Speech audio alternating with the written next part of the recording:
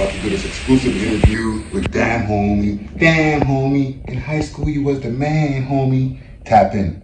Hit that subscribe. Hit that like. Let's go. All right. Let's have a conversation. Let's do it. How you feeling, yo? I'm so fucking happy right now. Like, this is day 3 in Canada. And I'm walling the fuck out. Like, I'm like 2 seconds away from losing my voice, but I'm gonna keep it moving. Yeah, last night we were at the keg. But let's even get into it. I'm gonna do the intro before we even get into the whole rolling intro that I like to do and stuff like. Actually, fuck that. Before I even introduce you. You sound like your voice is going right now. Yeah. You've been moving nonstop for the last 3 days. Like, what's going on? I think literally since the moment I landed, we've been moving from like podcast to working to shooting skits to videos. Like, we're literally shooting a music video for the past 2 days. Holy smokes. How much sleep have you had? Hours, oh shit. roughly. Yesterday I got a whole fucking 2 hours. Can you believe it? Amazing. Yeah. Listen, man, this is the life of a woman on the grind. Literally. I love it.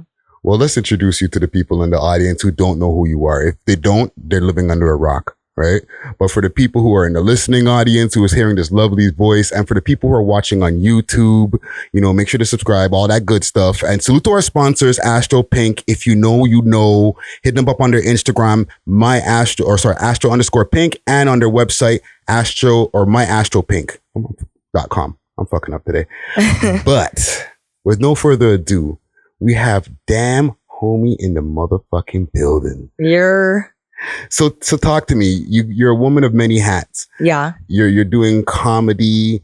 Are you trying to delve into the acting a little bit too right now? Comedy, acting. I've been acting for a while. Like, I just, never really took it seriously because I was, was doing real estate for a while. So I always, it's one of those things I got into and I was just so good at it that I thought like that was my calling. Because I loved like the grind of like having to like, a show like 100 different apartments, like finding the perfect one. Like, and I don't know, like it's one of those things like, when you're good at something, but you're just miserable doing it.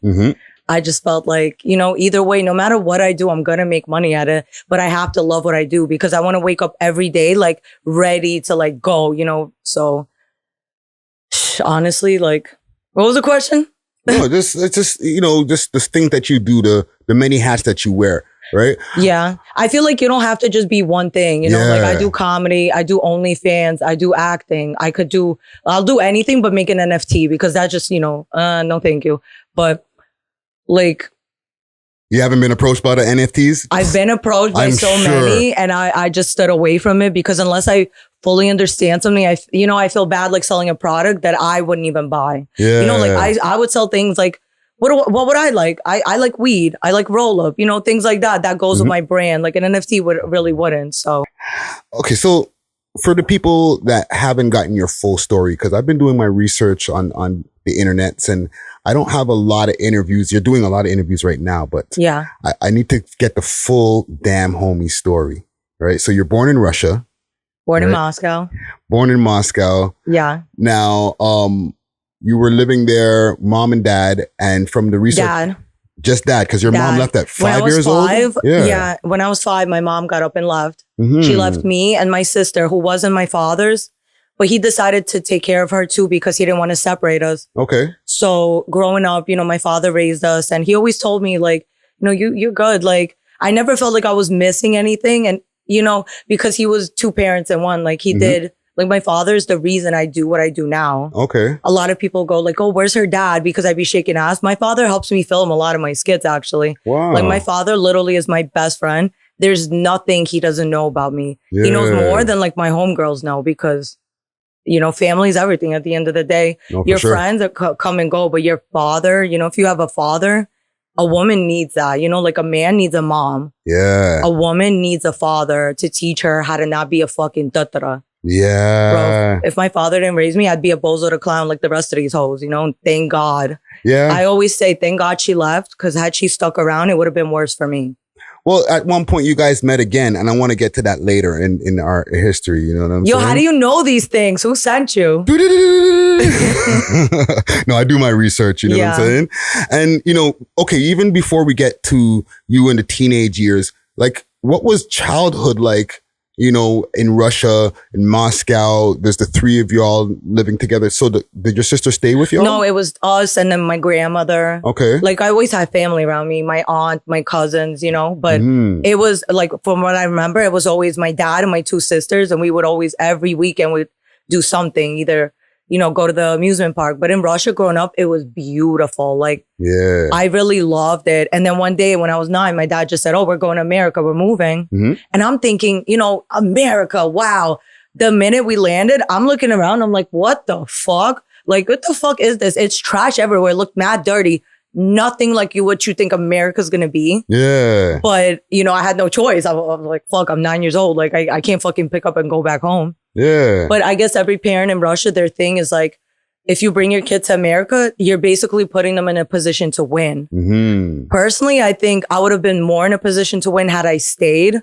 Because had I stayed over there, just being beautiful is not enough. Everybody's beautiful. You have to be intelligent. And there's 2 diplomas. It's either the one where you get straight A's, which is the basic one, or the one, if you even get 1 B or C, you get the other diploma, and automatically they look down on you. Like, intelligence is very, you need it out there. Yeah. So I feel like if I stayed, I would have focused more on like my education.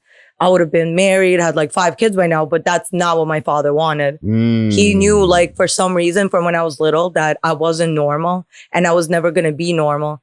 And he's never pushed me to like get married, have kids. He's always pushed me against it. Like, every time I get in a relationship, he'd be like, do you really need this shit? Like, what do you really need them for? Yeah. And it's like, and my father is not a hater. Like, he's met my ex and he loved him, but I just feel like he never looked at me as like, oh, she's meant to just be a wife and have, pop out kids. It's like, he knew that, I don't know, maybe what it is that like he wanted a boy so bad. And when I came out, he was like, fuck, this is my karma. This is going to be literally, when I came out, my father knew, oh my God, she's my karma for all the hoes I fucked. Because my dad was like a player. He was a playboy. Player when he was younger.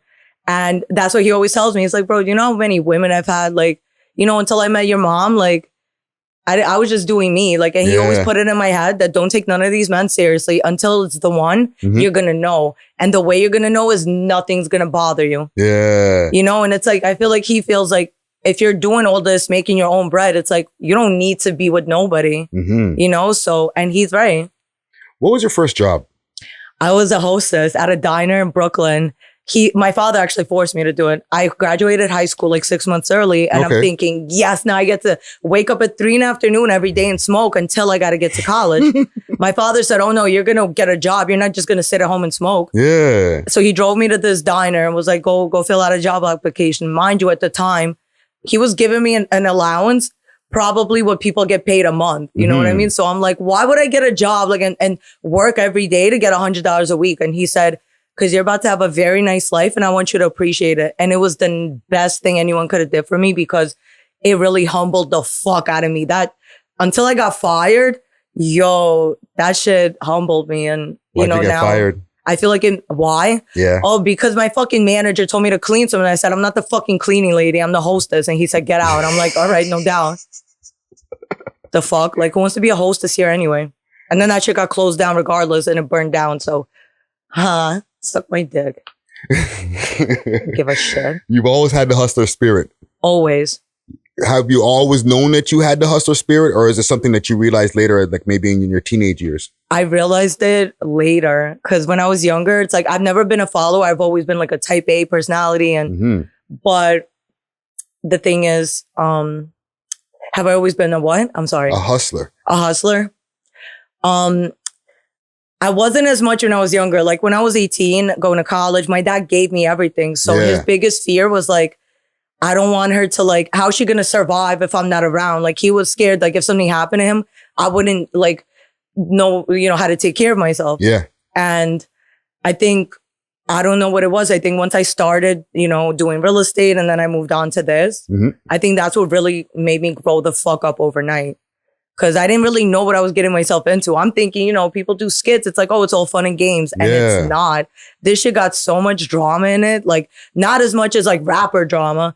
But if you could picture this, we're all together trying to do a funny skit and people are literally arguing over it. Mm-hmm. You know, and it's like the shit that happens, it's like, basically, I think when you do something you love and you know you're fucking good at it, like, it's going to make you a hustler. Yeah. Like, I look at it like this is a video game to me. I don't check the score like until I win, until I get to the final level. Like, I'm not even looking at what the fuck I'm doing. Yeah. You know what I mean? So until you reach the final boss. The final boss. Yeah. Like, so let me ask you, even let's stay back in like your upbringing, right? Yeah. Because you came from Russia. Mm-hmm. Did you know how to speak English when you first got here? No, I knew like literally cat and hello and dog. That's it. I knew 3 words. And yo, kids are fucking mean. That's what I'm thinking. I knew no English and people literally made fun of me. So I got kicked. The first school I got kicked out of, I think it was like I was in the school for a week and these girls started making fun of me and I was mad young. I was like, 10 years old? And I bit this bitch and I fought her. Oh, so shit. I got kicked out of that school. Then my father found this other school, this very expensive private school. He's like, they're not kicking her out of here. Mm-hmm.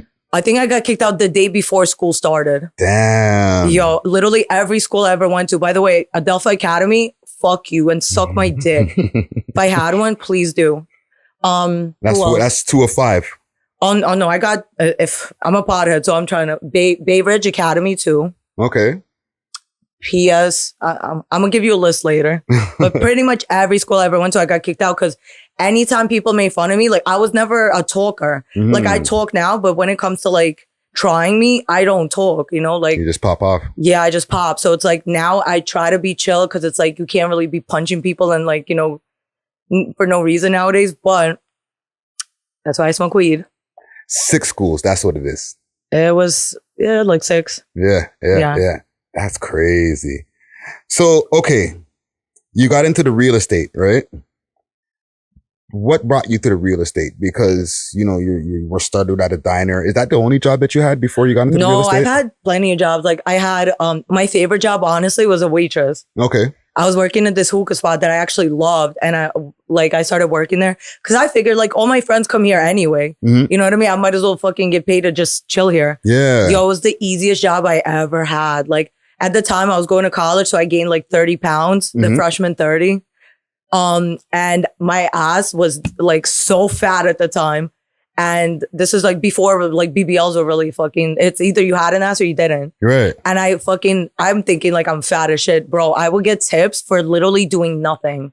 Then I worked in an eyeglass store. That was the worst job I ever had because they wanted me to organize shit. Yo, the day I was ready to leave, I just fucking threw all the glasses in one box and fucking left. Yo, fuck them too.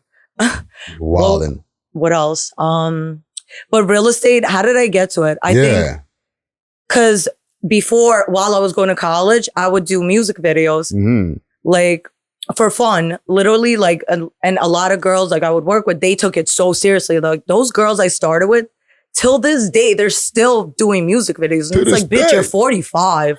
Relax. Like, what are you doing? You're still doing music videos? So you did music videos. Any notable names? Yeah, like I was, you know, like Dipset, Pitbull, like a bunch of videos. Like, and my goal at the end was like, I just want to do King magazine. Cause, you know, I remember King. Yeah, because at the time, like it was just, that was, you know, it was King or Smooth. Yeah. Or I forgot what the other one was, but those were like the main ones that would go through jails and shit. And it was like super popular at the time. So once I did that, I felt like I accomplished everything I wanted to. So I just stopped because I looked at it like, you know, what's the point? If I'm gonna keep doing videos, even if I become the top bitch, what am I really winning here? Like they don't have a good reputation. Everybody looks down on you. I've never ever, like no one ever got near me at the time because I had a man of 10 years, but it's like, you know, it's not like people would talk so much shit about me and I never gave a fuck, but I felt like I was just, all right, I have my fun. It's like, I'm good now.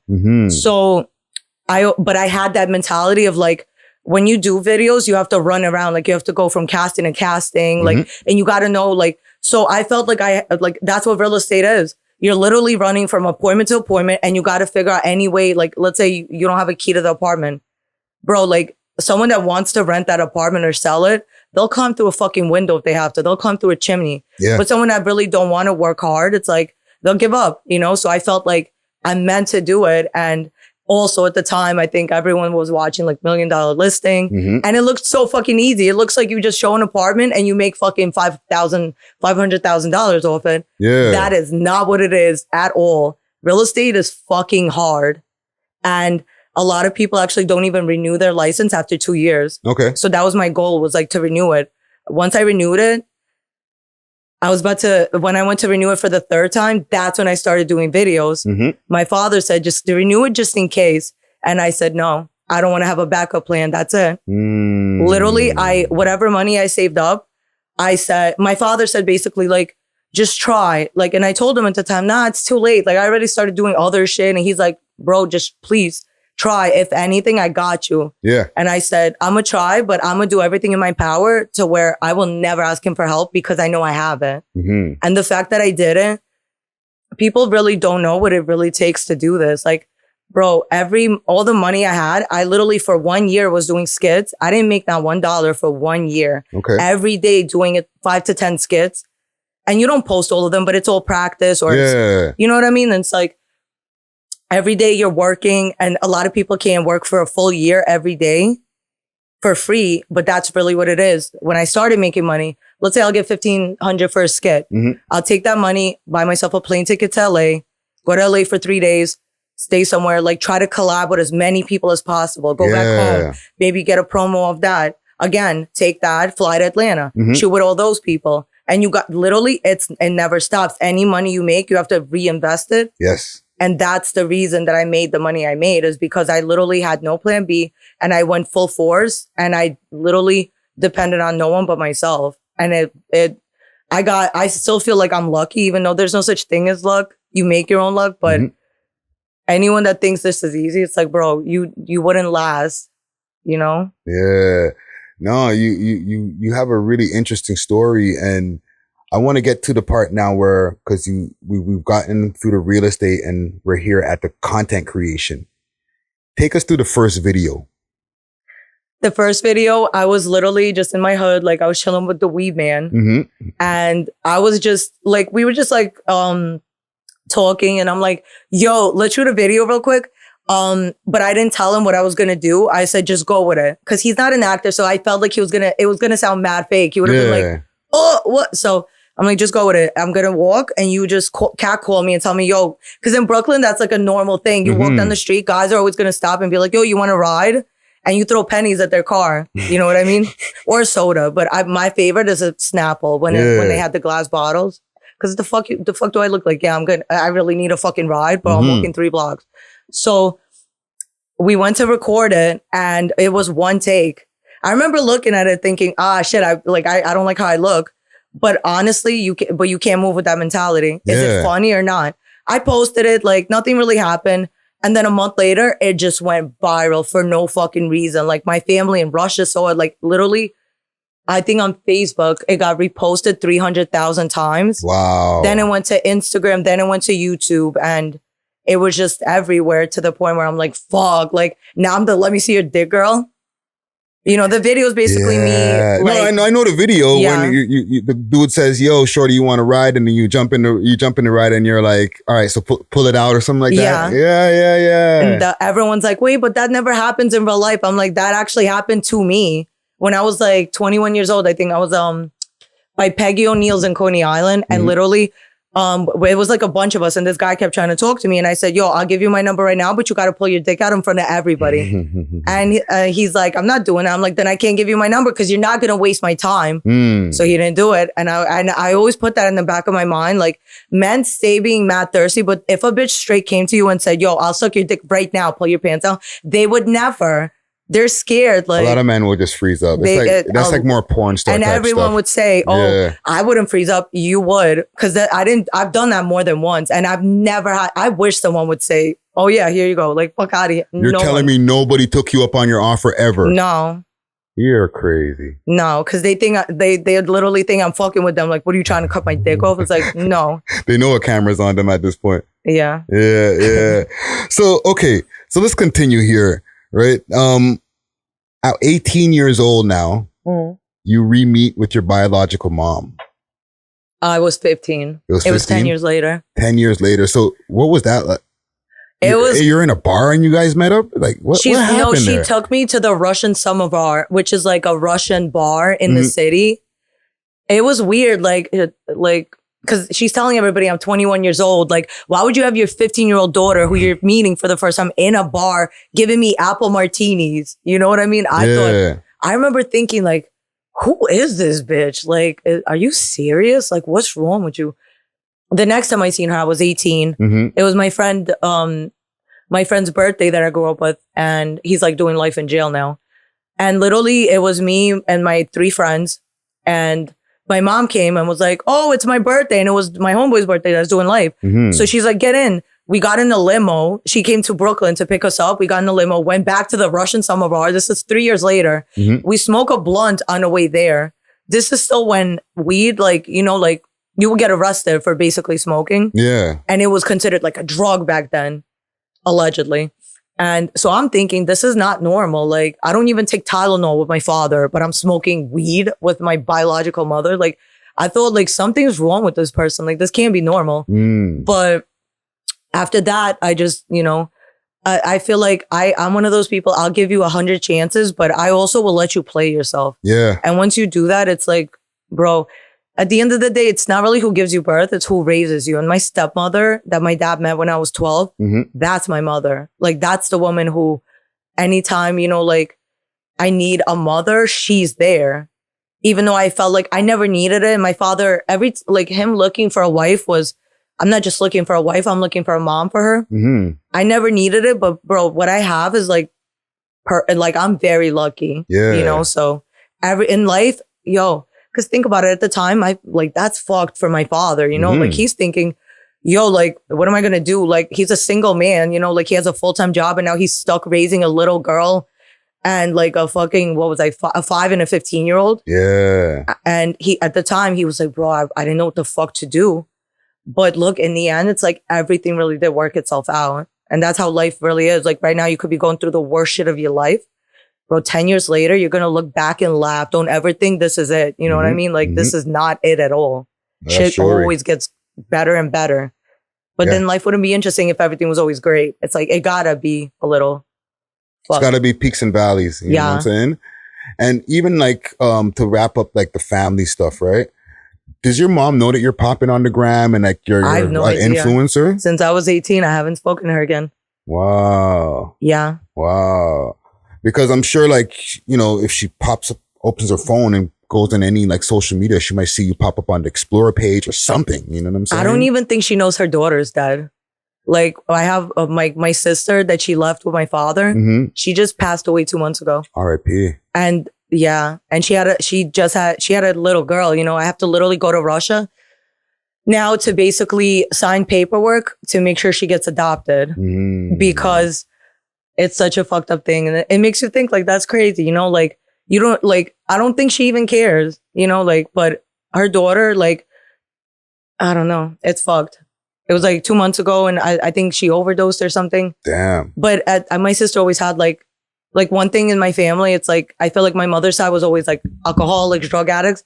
My father's side was always like the ones that very smart, intelligent, like, you know, do everything right. So my father's biggest fear was always like, you know, making sure that I go on his side and not, but I felt like my sister, because she was older, you know, it's like, I feel like she kind of fell into that. And sadly, you know, 2 months ago, she passed away. And it's like, I don't even know what my mother is, and she don't know I don't think she cares whether I'm alive, whether she's alive. Like, that's just, some people are not meant to be mothers, you know? Yeah. No, I'm sorry to hear that. Condolences. Shout out to our sponsors, Astro Pink, always coming with that loud. Check them out on their website, myastropink.com, or you can hit them up on Instagram at astro_pink. If you know, you know. Let's start getting into the content though, because you're popping on the gram. You're popping like in a lot of different places, like your YouTube. You know what I'm saying? How did you link up with Worldstar?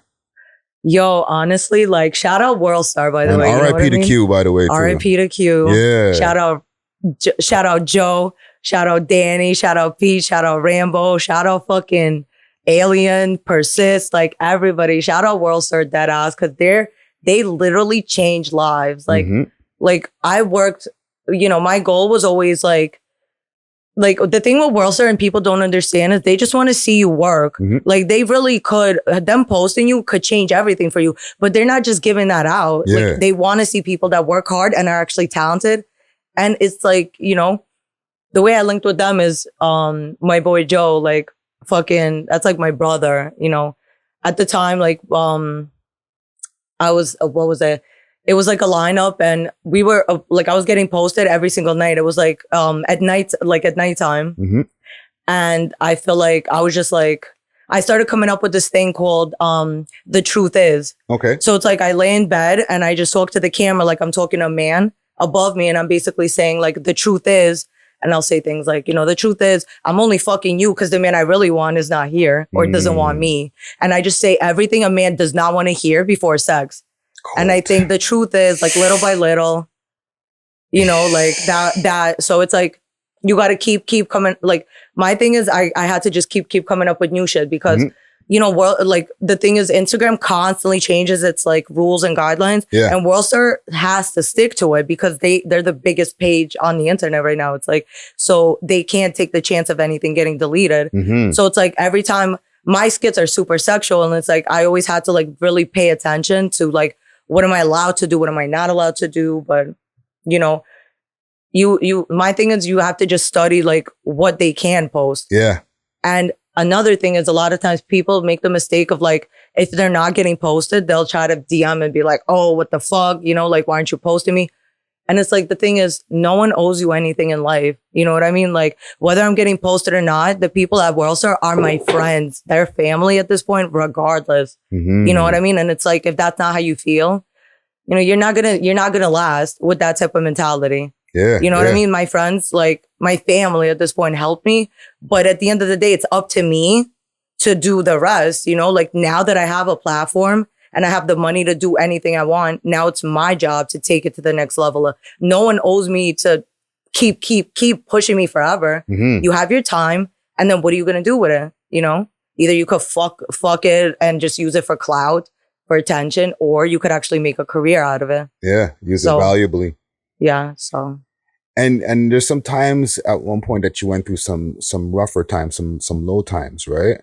It's like through like the relationships styles. Like. Bro, I feel like all my interviews go so dark always, right? Am I? No, I think you have a really interesting story and it needs to be told because the peaks and valleys took like, look where we're in. We're in 4 seasons. We're chilling out. 4 seasons in Toronto. You know what I'm saying? Like we're here in Toronto. So you've done well for yourself. But the peaks and valleys come and, things happen, right? Yeah. So tell me about this low point that you went through. Like you went through depression and stuff like that. And I think the lowest point I went through was probably when I was with my ex fiance. And then when we broke up, it was like, I feel like I talk about this so much that it's like, I wish, you know what I mean?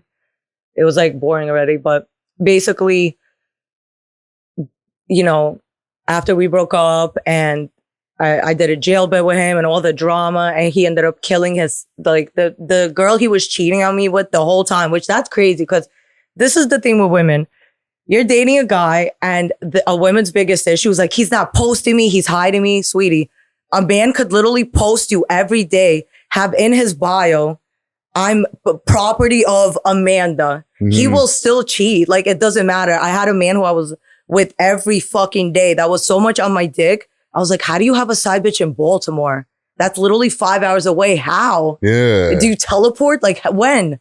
You know what I mean? Like, but the thing is, when I found out he had a side chick in Baltimore, I was like, bro, I'm done. You know what I mean? Like men, like some of these men literally think they could like beat on women and fucking cheat on them. It's like, pick a struggle, pick one or the other. But it was so much shit at the time that I was like, I'm good on this. Yeah. And a lot of times women go through like domestic violence and it's hard to leave, because you feel like you're the only one going through it. And it's like, you're really not. Like, bro, the first time it happens, just be fucking out. Yeah. Not even, you know what I mean? Not like I'm scared. I fight back, you know what I mean? But my thing is like, who raised you? You know what I mean? Who raised a pussy like that? Like, that's crazy.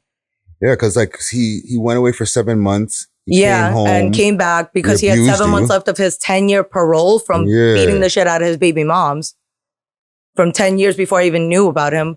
But when what really hurt me, I think, is like, even though the side girl, I hate saying side bitch because it's like, you know, it's like I don't want to shit on her memory, even though we weren't like best friends. The way I met her, though, the way I found out about her is she knew about me the whole time. That was like his best friend from 8th grade. Meanwhile, that was his friend from 8th grade that, you know, he was fucking on the side. Yeah. And she basically hit me up and told me what was going on. And I was just like, yo, you're mad cool.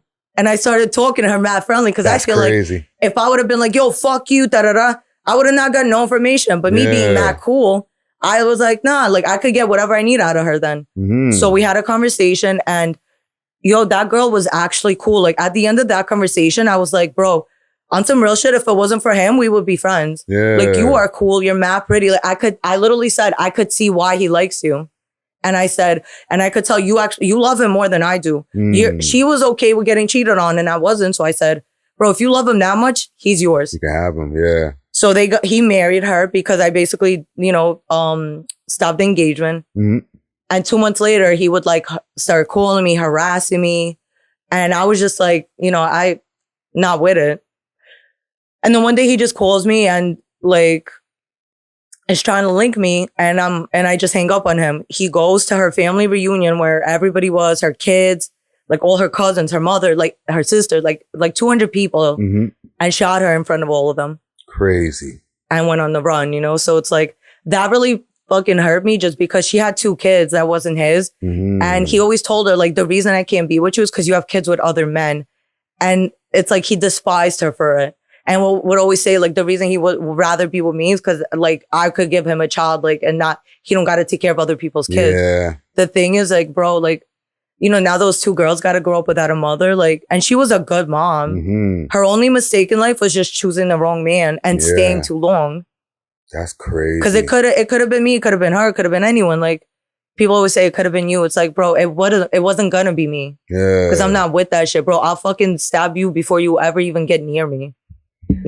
That's a crazy situation right there. I feel like my whole life is pretty much crazy situation after crazy. It gets crazy and crazier. But what I learned is, and I feel like that's why I do comedy, is I learned how to laugh at shit. Like obviously some things are not funny at all, but I could look back and say, wow, like, yo, like I really made it through that and I'm still here and I'm fucking getting better and better every year. Like if I could do it, why can't you? Like anyone could do that shit. Yeah. So far with like all the people that you've met, I see you doing posts with Michael Blackson, all these different influencers, comedians and stuff like that. Have you ever fanned out? Let me think. Where you're like, and then after you're like, oh, never. Did I even speak English? That's crazy. I'm trying to like think, have I ever fanned out? I've never fanned out. Every person I met, because it's like, bro, I've been around like celebrities my whole life. So it's like, it was never nothing special to me. And I don't know. It's just, I can't think of one person.